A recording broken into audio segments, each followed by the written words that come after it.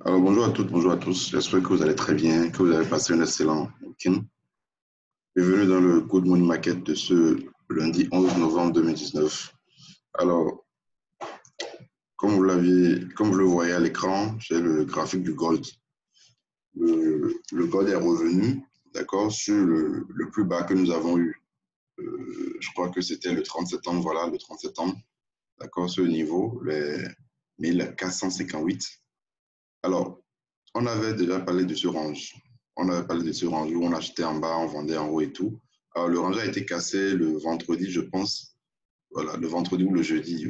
Voilà, c'était le jeudi. Le jeudi, on a eu une collection. Je crois qu'on l'a même fait. On a fait un good morning market le vendredi passé où on disait qu'on pouvait vendre, d'accord, parce que le prix revenait sur ce niveau, vous voyez, c'est-à-dire le bout de la mèche ici qui devient maintenant une résistance. Le prix a fait un petit pullback sur ça avant de chuter. Et même si j'utilisais les Shibo, et comment appelle-t-on les Fibo, vous allez voir, ça peut-être 50% ici, je ne sais pas encore utiliser. Alors là, le prix est revenu sur ce niveau, c'est-à-dire ce creux, support formé par ce creux, et là, nous sommes en train d'assister à un rebond. Alors, le gold, n'oubliez pas que le gold reste toujours haussier, d'accord? Le gold reste toujours haussier. Donc, je crois qu'il est possible de prendre une position à l'achat sur ce niveau-là. Jouer juste sur le rebond. Ce n'est qu'en dessous de ce niveau, vraiment, voilà, qu'on peut chercher à prendre une vente pour aller chercher les autres niveaux. Sinon, c'est vrai, la tendance, elle est bien haussière. Voilà, la tendance, vous voyez, daily, elle est bien haussière. C'est vrai qu'à partir de ce niveau, le prix n'est plus revenu sur comment appelle-t-on, la grande droite de tendance. Voilà, on a eu cassure avec consolidation et tout. Mais il faudrait que ça dépasse ce plus bas. Parce qu'après la cassure de ce support haussier qu'on a eu ici, je vais lui tracer ça. Voilà, après la cassure de ce support haussier qu'on a eu ici, on a eu un pullback, mais on a assisté à une forte consolidation. C'est-à-dire, bon, on a d'abord eu épaule, tête, épaule, cassure, ligne de cours, consolidation pendant un bon moment, ça a même réintégré la figure. Et là, le prix est revenu sur le plus bas que ça avait formé. Alors, il n'est pas impossible de prendre la position à l'achat. Sinon, même, on peut prendre la position à l'achat parce que le ratio, elle est toujours bonne. C'est vrai qu'on aurait dû prendre depuis la zone ici, vous voyez, mais là, ce n'était pas encore tard. C'était pas encore tard. On peut toujours prendre cette position à l'achat pour une nouvelle phase de rebond. Maintenant, pour le plan, pour la vente, d'accord, une fois le prix en dessous de la zone que nous avons ici, c'est-à-dire les 1455, 14, 1458, en dessous de cette zone-là, on peut prendre une vente. Mais là, je crois qu'il est possible de prendre une position à l'achat actuellement sur le gold. D'accord? La tendance, elle est haussière. On a eu une tendance haussière au sein de la grande tendance haussière. Donc, même si ça cassait, ce sera une grande correction. Ce sera pour assister à une grande correction baissière. D'accord? Parce que le support haussier daily, il est toujours à ce niveau. Vous voyez, c'est ça qui est ici. Je vais même mettre ça en bleu et en orange. Voilà. Donc, c'est ça ici. Donc, le gold suit haussier au-dessus de cette zone-là. D'accord? Un achat. Voilà. L'euro-dollar. L'euro USD continue sa chute. D'accord? Ça continue sa chute. Après la cassure de la zone de la ligne de cours du double top qu'on a eu ici. Vous voyez, cassure de la ligne de cours et puis bon, la chute continue. Alors, je vais voir.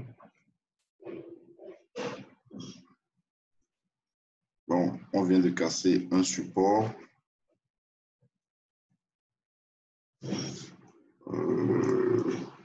Je vais ajouter Ishimoku pour voir.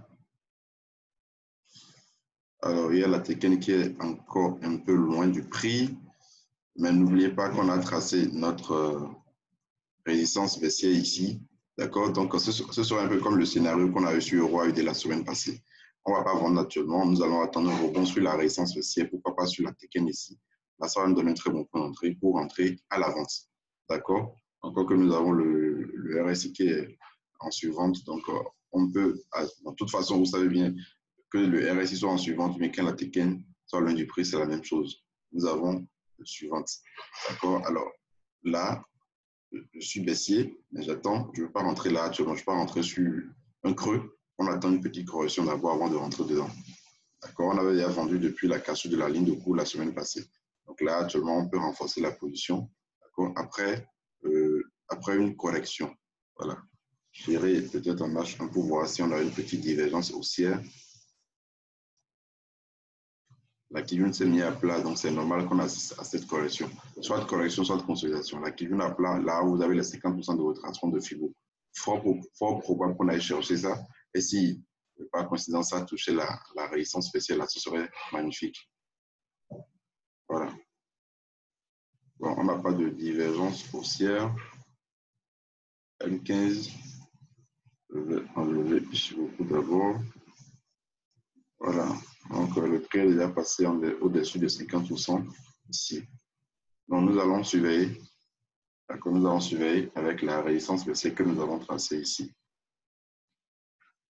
Voilà. Donc, rebond pour une probable descente.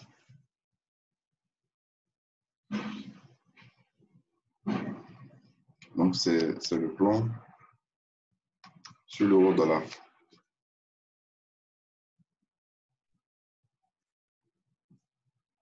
USDJPY. Je crois que le plan s'est déclenché. Voilà, le plan s'est déclenché déjà. Le vendredi, ceux qui ont suivi le Bullion Market, on disait de prendre une vente sur le rebond. Parce que vous voyez, on a un biseau ascendant. Donc, depuis un moment, voilà. Donc, rebond, rebond, rebond. D'accord?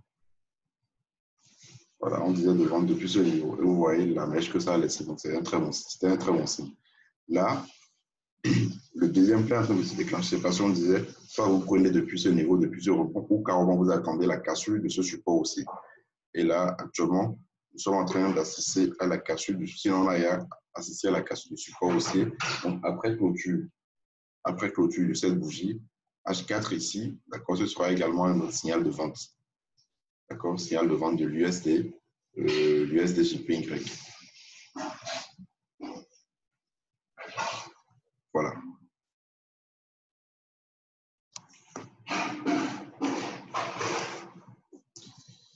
Donc, ça, c'est le plan sur l'USDJPY. Quand je vais voir en H1,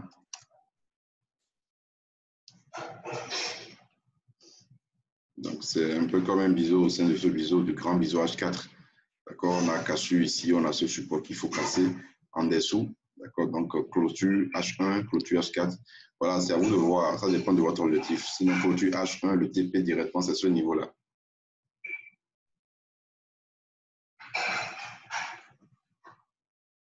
Voilà, les 108,65. D'accord, 108,65, avec un socle légèrement au-dessus de 109,8. Donc, nous allons surveiller la clôture de cette bougie-là pour pouvoir prendre position sur l'USDJPY. Alors, je vais faire un tour rapide sur l'USDCHF. L'USDCHF est en train de corriger.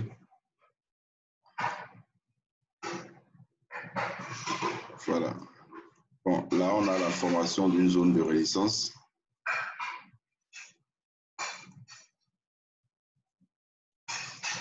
Après la cassure de cette résistance baissière, voilà, le premier TP, c'était ce niveau-là. Ça a été atteint.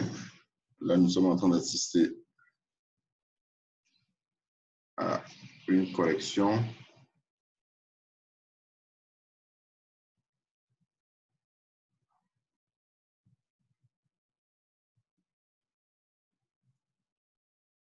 Alors, le plan ici, alors on peut assister à la formation d'un double top. D'accord? Vous voyez le premier sommet, la formation du deuxième sommet qui est actuellement en cours.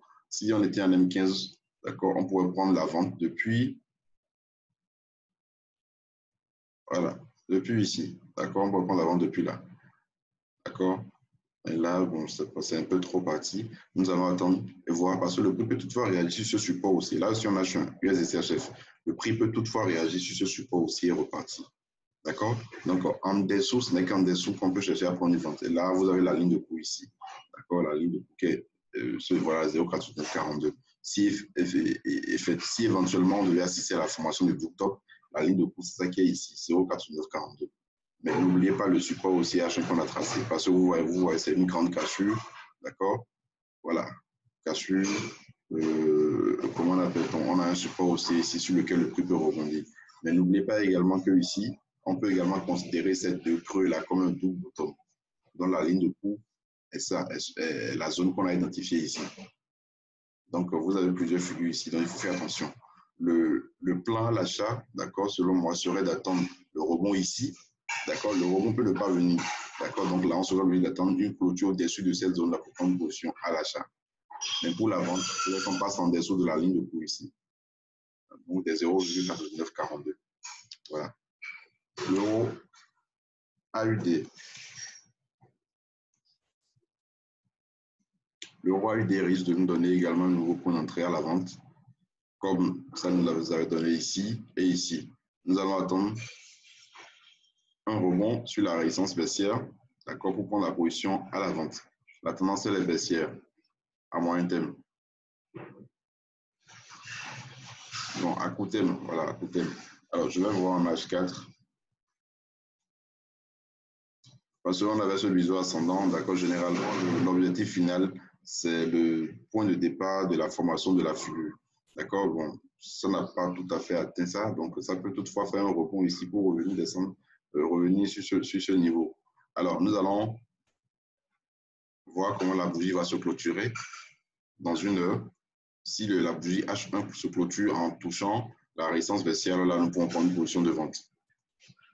Je vais bien réajuster, voilà, c'est ça.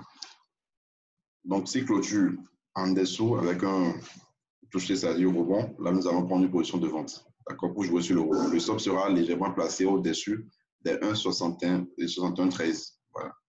Et le TP sera le plus bas ici. Il y aura d'abord le creux que ça a formé ici la semaine passée, avant qu'on aille chercher les zéros, les 1,5904. Voilà. Je vais finir avec euro NZD. Alors, euro NZD, bon, vraiment, c'est pas facile parce que, bon, toujours en consolidation, je vais d'abord enlever les droites.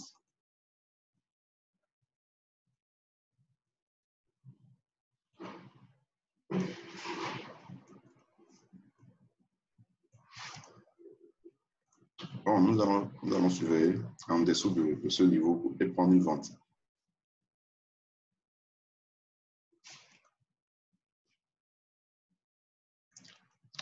En dessous de ce petit support aussi, on va prendre une vente sur euro NZD.